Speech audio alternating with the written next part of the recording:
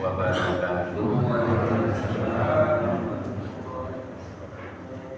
Alhamdulillah, alhamdulillahilladzi anzala sakinata fi qulubil mu'minin liyazdadu imanan ma'a imanihim. Asyhadu an la ilaha illallah wahdahu la syarikalah wa asyhadu anna Muhammadan abduhu wa rasuluhu la nabiyya wa la rasula ba'dah. Allahumma sholli wa sallim wa barik ala Muhammad wa ala alihi wa sahbihi wa man tabi'ahum bi ihsanin ila yaumiddin. Amma ba'du, jamaah salat subuh Masjid Al-Ikhlas yang dirahmati Allah, puji syukur senantiasa kita aturkan kehadirat Allah Subhanahu wa taala atas limpahan karunia yang Allah senantiasa berikan kepada kita hingga pada pagi hari ini kita bisa menunaikan, bisa melaksanakan kewajiban kita sebagai hamba Allah untuk beribadah, yaitu menjalankan ibadah sholat subuh secara berjamaah sekaligus untuk thalabul ilmi. Mudah-mudahan apa yang kita lakukan ini menjadi salah satu bagian dari amal ibadah yang diterima oleh Allah Subhanahu wa taala. Shalawat ma'asalam, mudah-mudahan senantiasa Allah limpahkan dan curahkan pada nabi uswat kita baginda Muhammad Rasulullah sallallahu alaihi wasallam. Jamaah rahimakumullah, sebagaimana manusia itu diciptakan dituntut memang untuk melaksanakan ibadah kepada Allah Subhanahu wa taala. Sebagaimana Allah nyatakan di dalam surat Ad-Dariyat yang sangat familiar, ayat 56. Wa ma khalaqtul jinna wal insa illa liya'budun.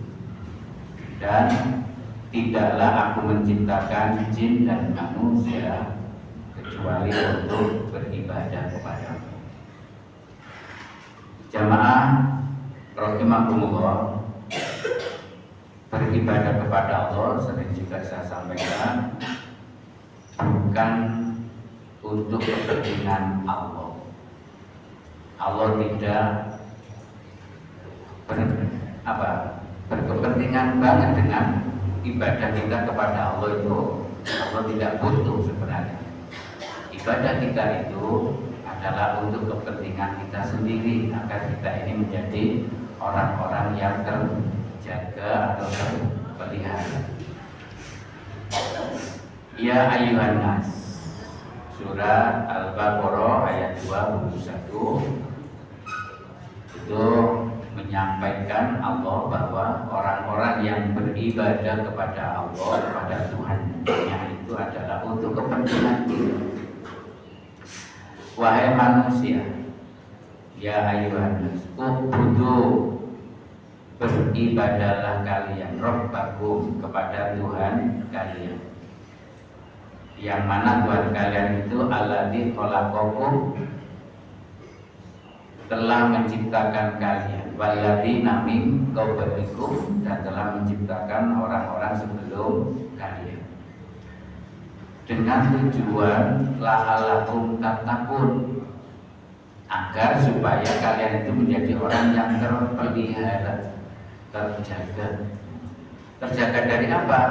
Terpelihara dari apa?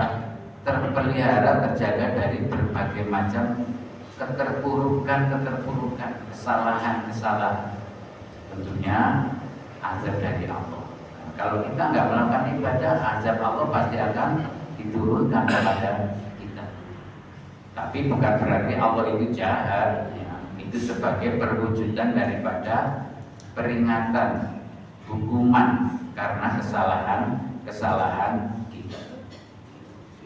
Makanya di surat Ar-Rum ya, ayat 41 itu dikatakan Zuharul fasadu fil barri wal bahri bima kasabat aydin nas liyudhiqahum ba'da amalun ya, la'allahum yurja'un.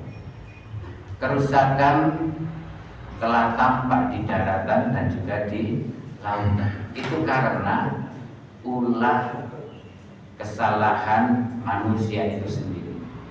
Liyudhiqahum itu supaya dirasakan, liyudhiqahum dia supaya merasakan akibat dari badu amal, sebagian dari amal yang mereka lakukan itu. Ada maksudnya supaya kita itu la'allahum yarji'un, kembali sadar, harusnya itu begitu.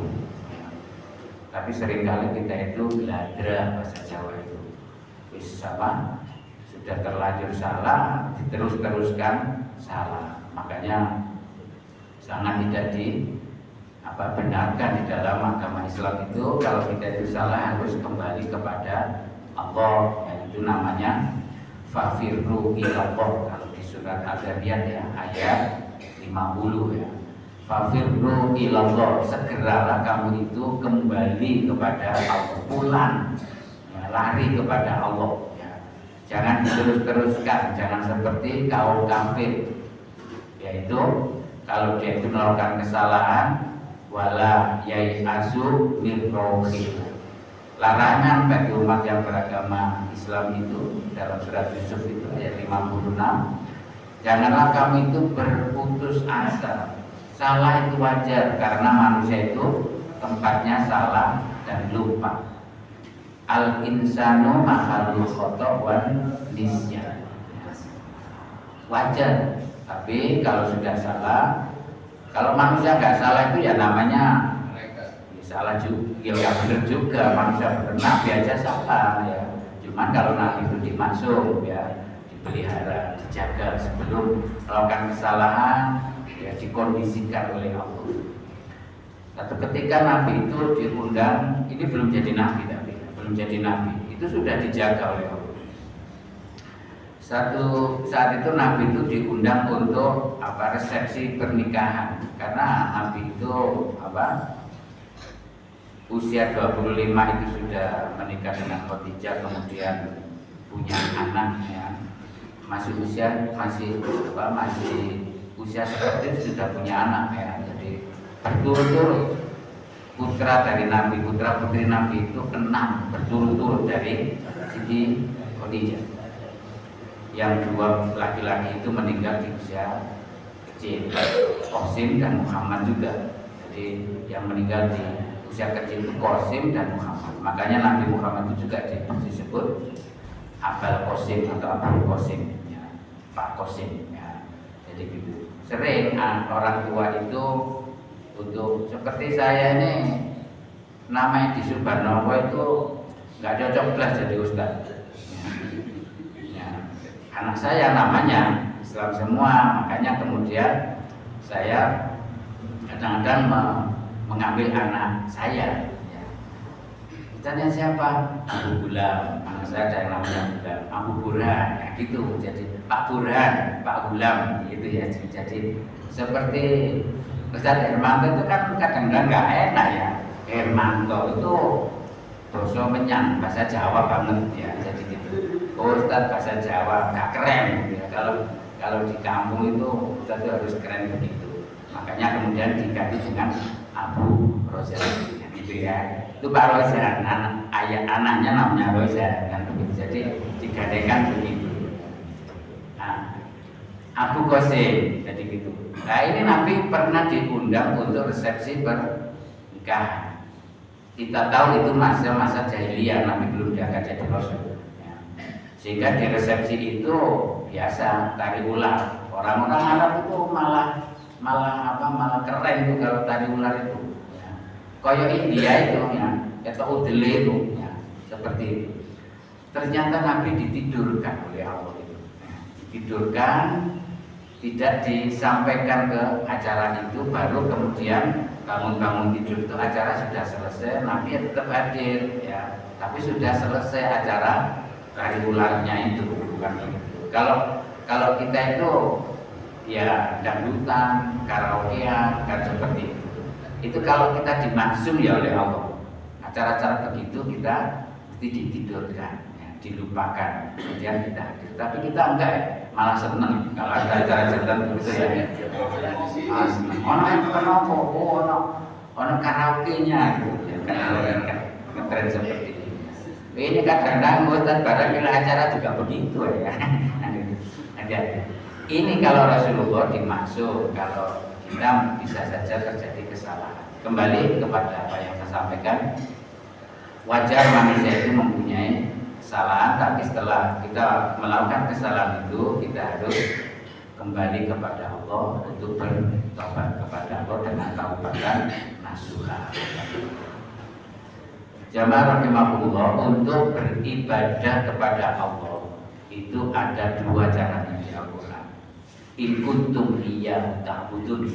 Jika kamu ingin terindikasi sebagai hamba Allah, hanya sebagai hamba Allah, in kuntum iyyahu ta'budun.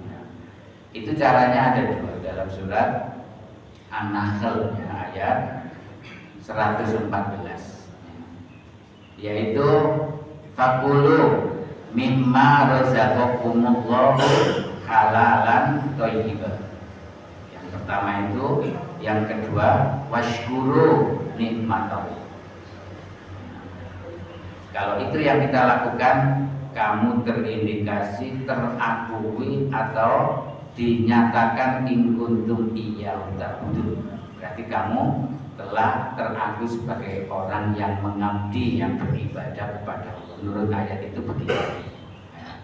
Jadi yang pertama yaitu fakulu mimma razaqakumullah. Ini sepintas saja yang saya sampaikan, bukan itu. Intinya adalah kita disuruh memakan yang halal lagi baik dari apa yang telah Allah rezekikan kepada kita. Nah, itu. Jadi hati-hati ya. Sekarang ini ada sebuah statement yang itu menyesatkan. Golek sing haromai angel kan gitu ya.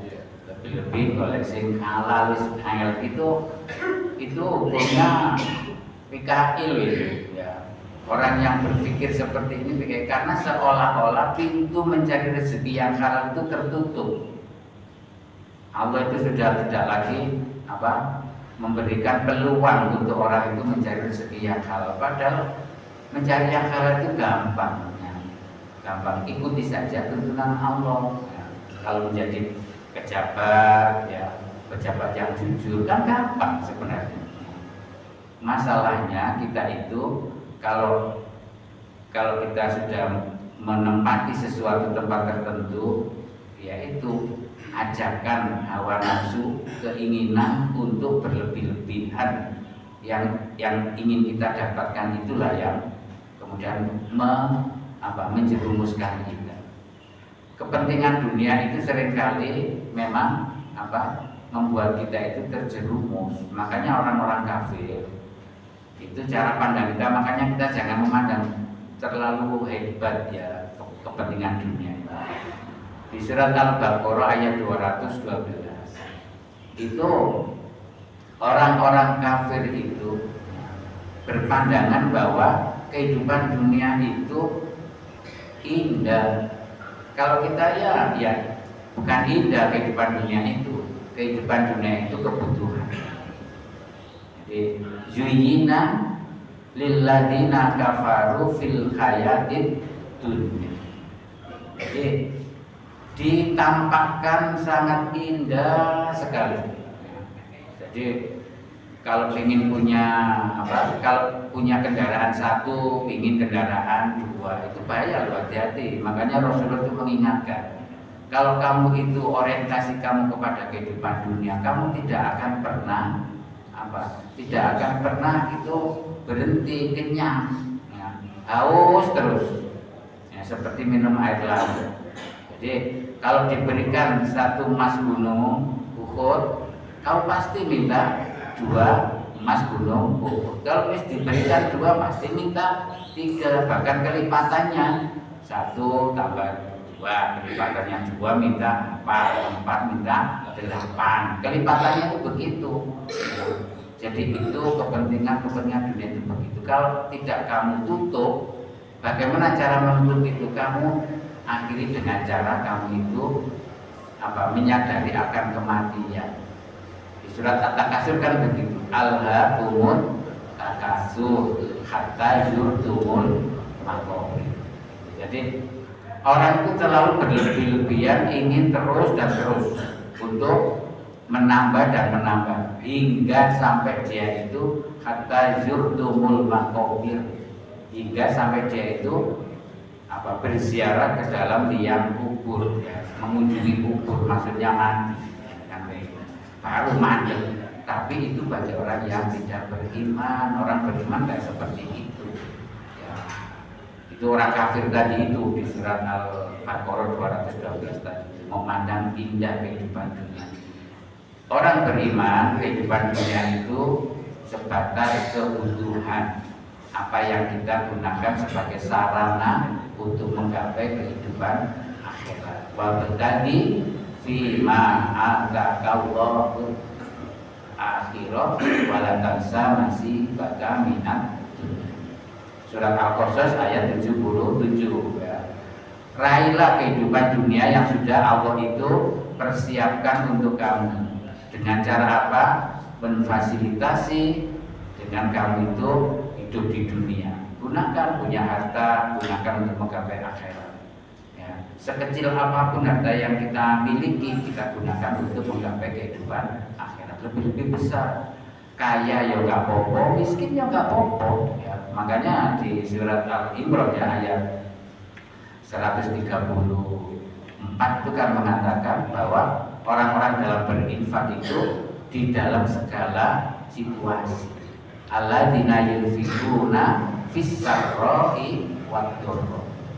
Ya, orang-orang yang bertakwa, orang yang beriman itu saat dia itu berinfak kondisi apapun. Sarra wad-dharra itu apa yang kita miliki. Harta itu tidak selalu dalam bentuk materi, ya. Harta itu bisa fisik yang sehat, itu juga harta. Jadi itu, ya. Itu gunakanlah apa yang kamu makan itu, ya, rezeki yang telah Allah anugerahkan kepada kamu itu yang halal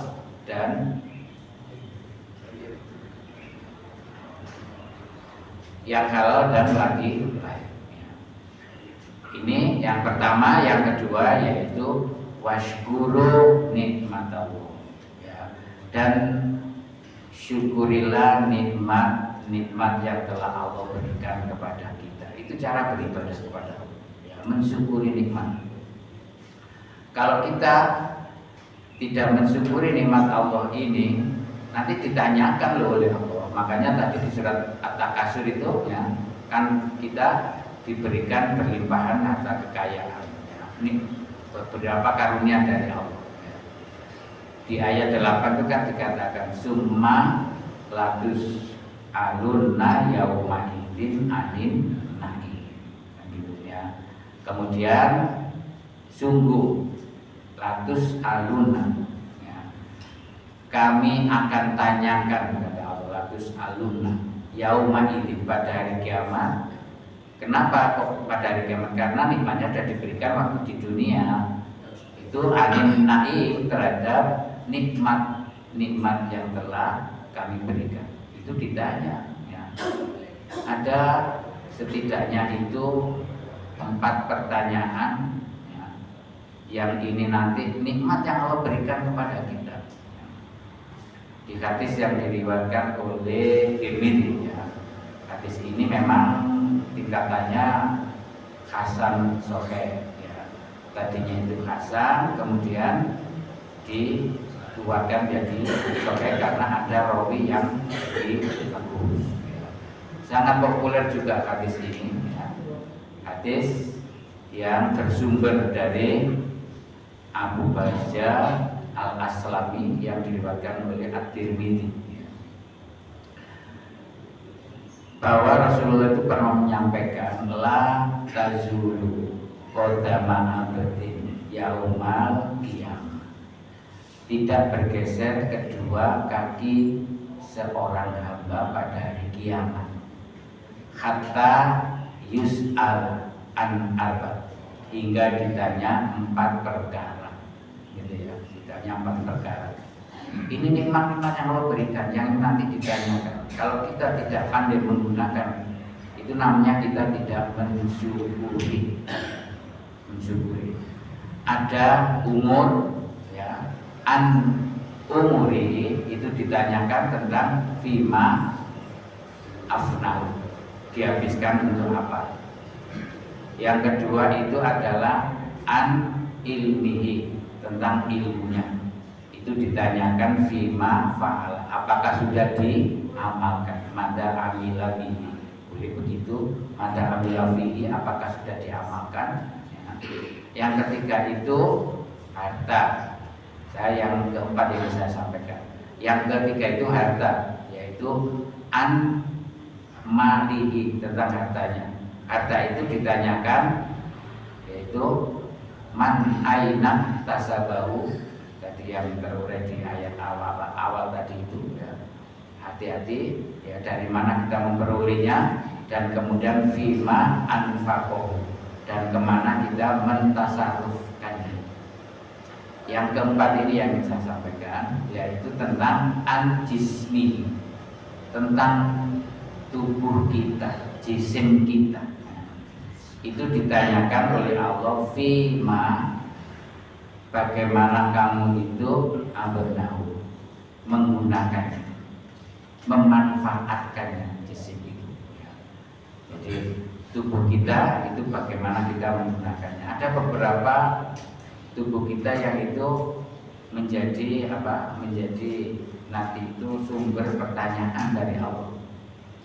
Di surat Al-A'raf gitu ya. Al-A'raf ayat 172. Jangan sampai 179 ya. Jangan sampai kita itu lupa potensi kita, bahwa kita itu sudah diberikan 4 potensi ini yang di ayat itu ya. Jadi jangan sampai kita waulaika humul ghafilun. Kita sudah diberikan karunia 4 ini, jangan sampai kita lupa untuk tidak mensyukurinya, menggunakan dengan sebaik-baiknya. Yaitu potensi yang pertama itu qulub. Makanya di situ dikatakan dia itu punya qulub, lahum qulubun, tapi qulubnya itu tidak digunakan untuk apa? La yafqahuna, tidak digunakan untuk memahami, tidak digunakan untuk jadi orang yang mendalami faqih, ya. Faqih terhadap apa? Ayat ini apa? Faqih terhadap ayat-ayat Allah. Makanya dengan pagi hari ini juga di apa? Dalam satu tujuan untuk memahami ayat-ayat Allah, faqih, ya. Biasanya dikenal dengan nama ilmu faqih. Faqih itu paham, ya. Makanya ada, kalau orang ingin mendalami sesuatu apa, amalan tertentu itu harus ada fikihnya, harus ada ilmunya, pemahamannya, ya. Jadi fikih sholat Jumat, ya, fikih puasa, jadi menjelang puasa kan ada fikih puasa, dan itu untuk memahami. Bagaimana kita itu agar kita itu menjadi orang yang faqih? Faqih itu ilmunya, faqih itu orangnya, ya. Orang, ada di sini ada namanya Gus Faqih gitu ya. Gus Faqih itu orang yang sangat paham, harusnya begitu ya. Paham terhadap apa? Terhadap Al-Quran, karena perintahnya Allah itu begitu. Surat Muhammad ayat 24. Kalau kita itu ingin jadi orang yang faqih, ya, caranya itu harus memahami, menghayati Al-Quran. Afala yatadabbarunal Qur'an am ala qulubin aqfalha. Apakah kamu itu tidak menghayati Al-Quran. Kalau kamu tidak menghayati Al-Quran, berarti hati kamu itu buta, tidak faqih, tidak paham terhadap apa? Terhadap karunia-karunia Allah yang beliau tampakkan kepada kita. Makanya melalui ayat Al-Quran itu seluruh karunia Allah itu digelar, ditampakkan di situ. Lah orang nggak paham Al-Quran ya dia nggak akan paham. Salah satu contoh misalnya orang yang nggak paham terhadap ayat Al-Quran. Al-Quran misalnya mencontohkan di dalam surat Al-Mu'minun itu ayat ketiga itu kan dikatakan qad aflahal mu'minun, sungguh beruntung orang-orang yang beriman. Ayat ketiganya mengatakan walladzina hum anil lagwi mu'ridun.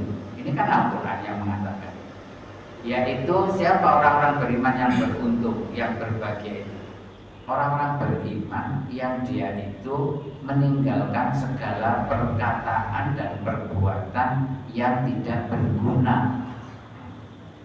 Jadi apa? Mengucapkan itu jangan angger gini, angger menyampaikan. Kita itu kan kadang-kadang repot ya. Ustaz itu pekerjaannya itu apa? Guyon, dagel, ataukah dia menyampaikan ayat? Kan begitu. Ini pengajiannya berguna banget ini. Pengajiannya bisa guyon terpintel-pintel kan begitu ya. Jadi ngaji seperti itu yang senang ini berguna, bermanfaat, menyenangkan kan begitu. Padahal yang dimaksud kita itu untuk mendapatkan mauidho, pelajaran yang baik itu adalah dia itu serius. Makanya setiap kita pengajian itu dengan tertawa, Rasul mengingatkan itu hilang separuh dari akalnya. Makanya kalau orang itu pengajian kemudian banyak guyonnya, sing diiling itu guyoni karena ayatnya belas, sing diiling itu guyoni. Mau ngaji mau ngaji guyon tok gitu. Lah kalau seperti itu ya apa bedanya dengan kita itu lawakan seperti itu. Itu aja. Jadi ini perkataan yang tidak bermanfaat, belum perbuatan yang lain. Padahal itu di atas Al-Quran. Padahal itu yang menyampaikan ngaji seperti ini ulama juga. Banyak ustadz-ustadz gus-gus itu ngajinya seperti ini. Nah, itu namanya karena dia itu hatinya tertutup.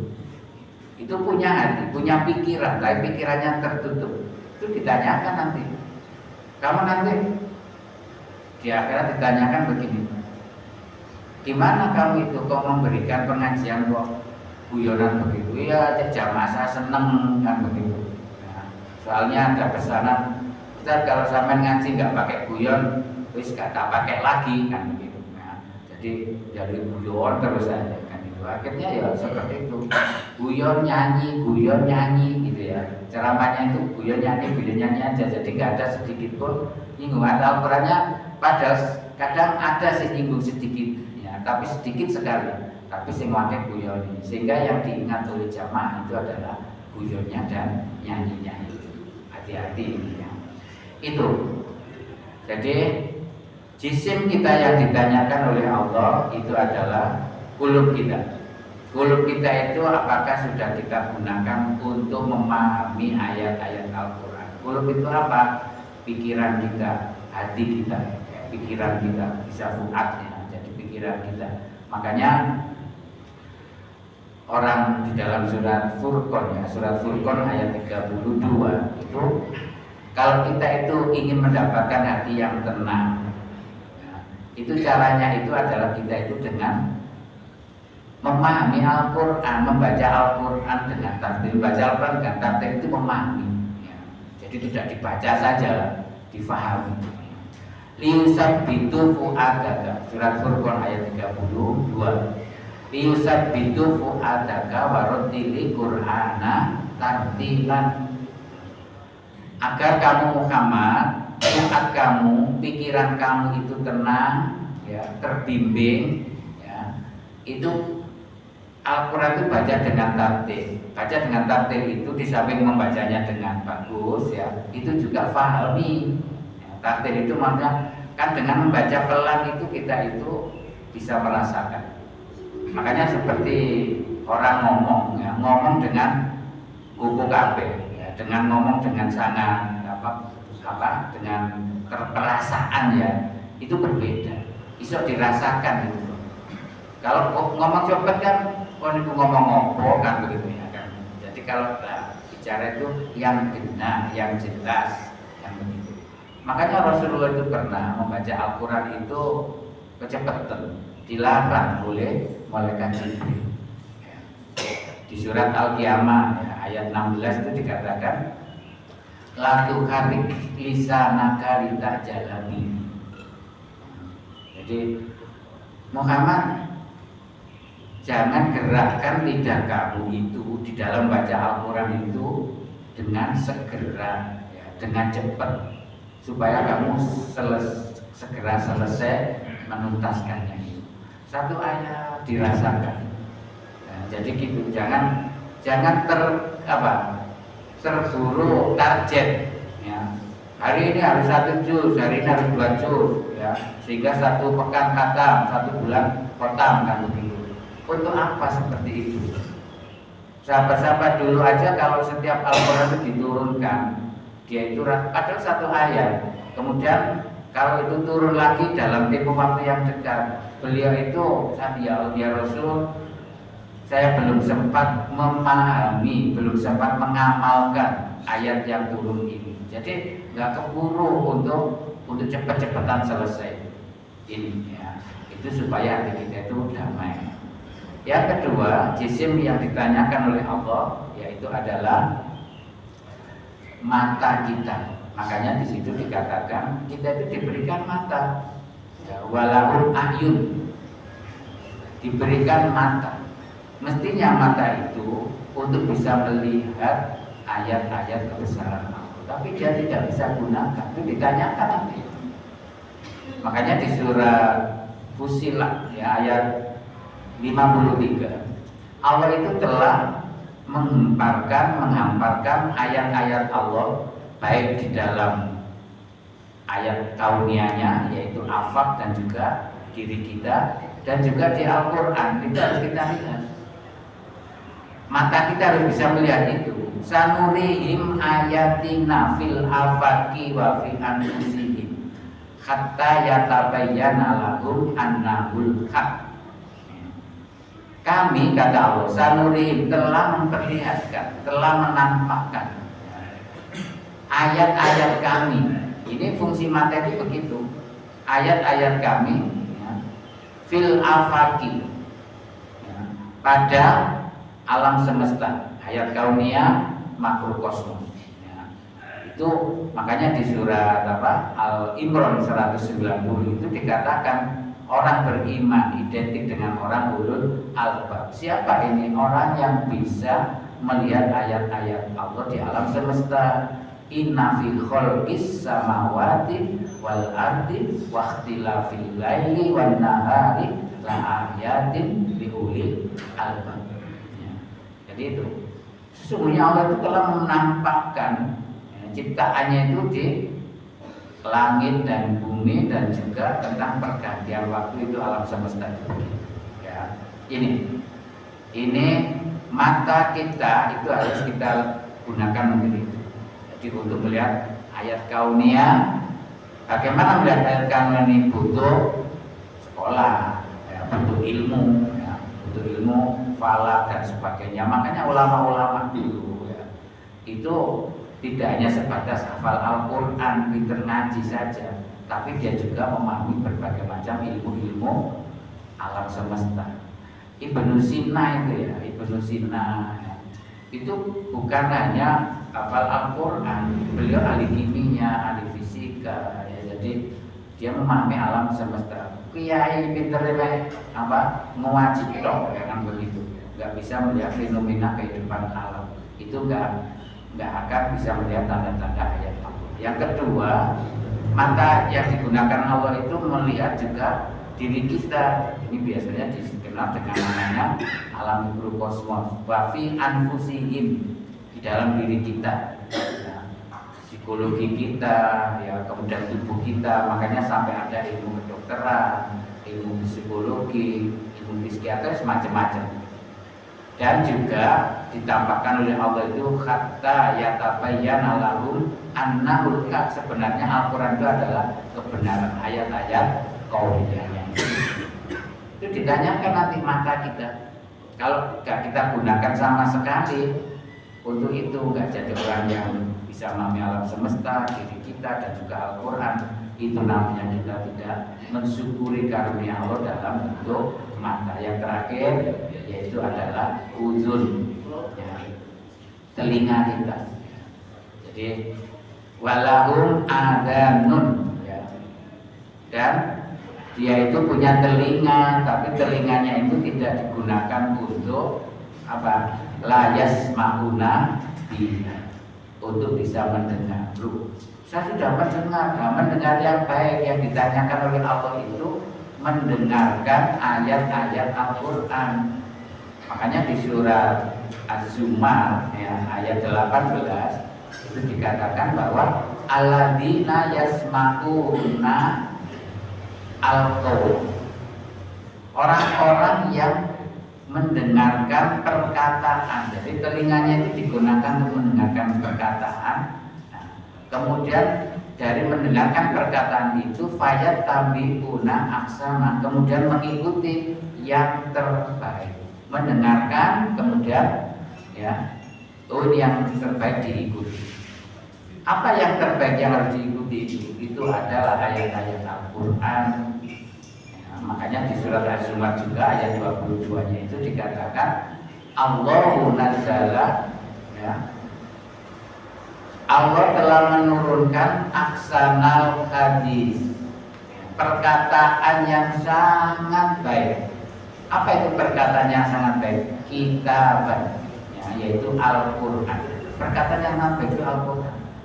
Makanya kalau kita itu mendengarkan, walaupun itu yang ngomong itu pejabat, perintah dari pimpinan, perintah cocok nggak dengan Al-Quran?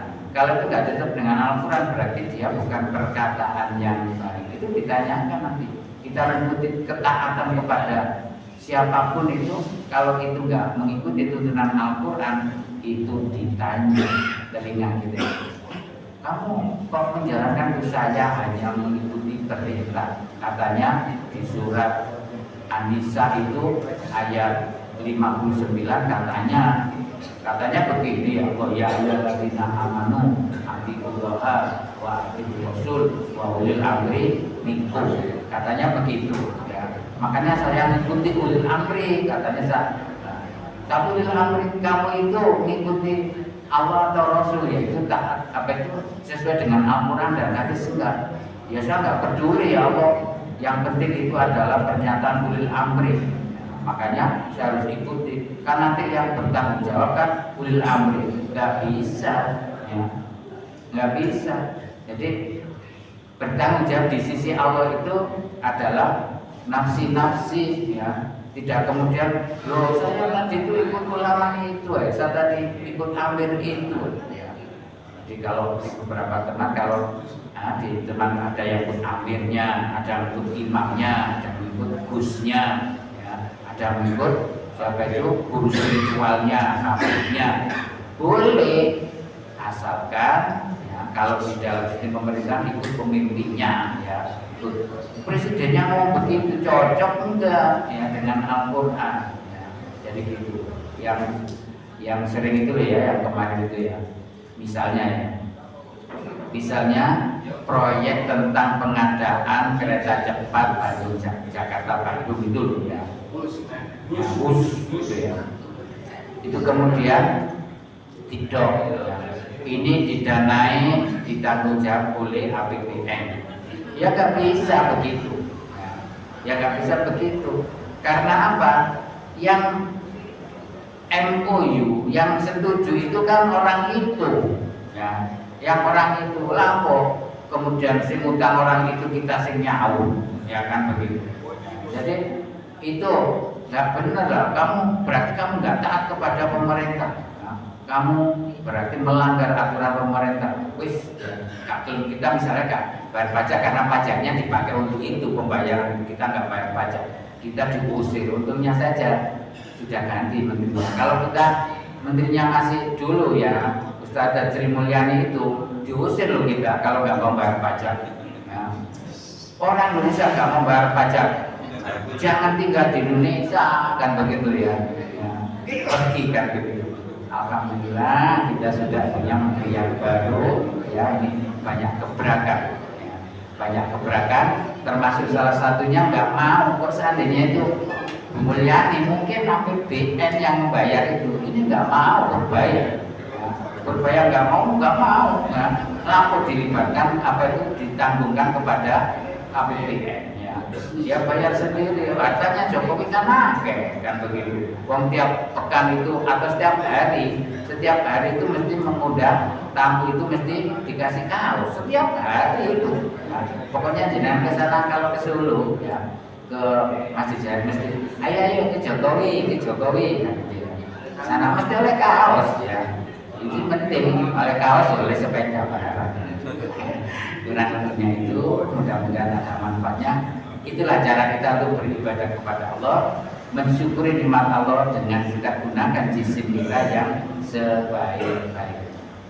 Kita akhiri dengan doa kafaratul majlis. Subhanaka Allahumma wa bihamdika asyhadu an la ilaha illa anta astaghfiruka wa atubu ilaik. Nasrul minallah. Bapak Qori, Bapak Syirin Mukminin. Assalamualaikum warahmatullahi wabarakatuh. Waalaikumsalam.